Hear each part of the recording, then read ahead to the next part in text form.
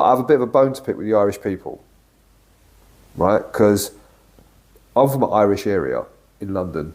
Yeah, I was raised by the Irish. My babysitter was Irish. I grew up, I went to the Catholic club, and do you know what I mean? Like, I love, with all my heart, I can't tell you how much I love the Irish people. Do you know what I mean? Like, I love the Irish people.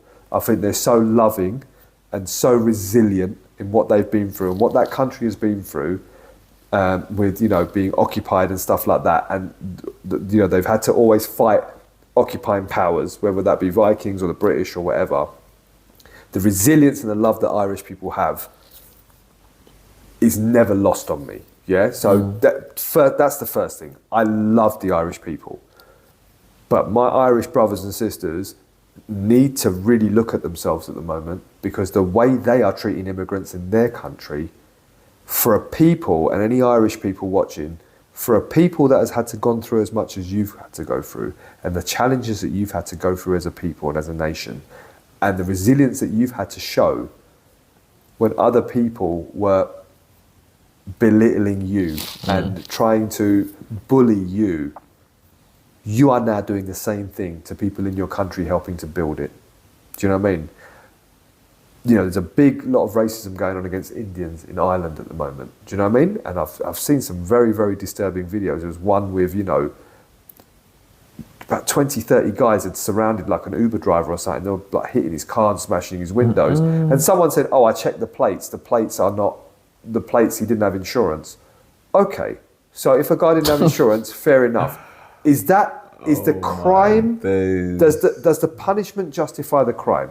If someone's, was not insured on a car, yeah, it could be dangerous, and sure, he should be pulled up for that. But does that deserve for a guy to be terrified in his car, for 20 or 30 people to be around his car trying to smash his window in? That's an excuse. And people are commenting on the video, oh, they're not called thugs, they're concerned citizens. That is not a concerned citizen. Because if that was 30 Muslim guys around a white person's car breaking and windows, he didn't have insurance, it will be the same comments in the section. Deport them.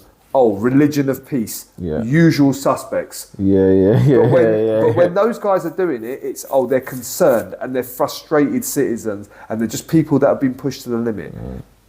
Like, I urge the Irish people, not that I'm anyone important or anyone's going to listen to me, but I love my Irish people. You need to take a step back and look, because bullying is learned.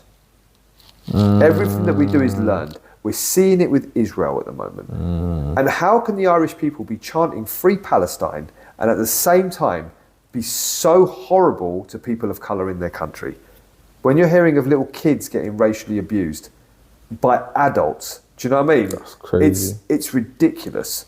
It's ridiculous. And the fact is, like I say, a country that has been through what you have been through, and a country that is as proud as you are and is as loving, like, you won't find a more loving people than the Irish. Do you know what I mean? It's hard to find a people as humble and as loving as the Irish people, and I love them to death. And that's why it hurts me so much, because I'm seeing a country that I love and people that I love behaving like that. Bullying is learned, and sometimes the bully becomes the bully. And all you got to do is look at Israel for that. Jewish people have had a hard time in history. They were bullied. And now they're doing exactly the same thing to other people. Do you know what I mean? They're doing exactly the same thing as what happened to them in the Second World War. They're just doing it to someone else. The Irish have been bullied in the past, and now they're doing exactly the same thing to other people. The Irish were enslaved. The Irish, remember, in England, not some faraway third world country, in England in the 60s, the general, very accepted signs on pubs were no blacks, no Irish, no dogs. This is in the 1960s. This is not the fucking Victorian ages. This is not the 1800s. This is when my dad was here. No blacks, with black counted for black, Indian, it was just whatever, generic. No anyone blacks, that's brown. No blacks, no Irish, no dogs. They used to have them signs in pubs and shops or whatever. And it was totally accepted.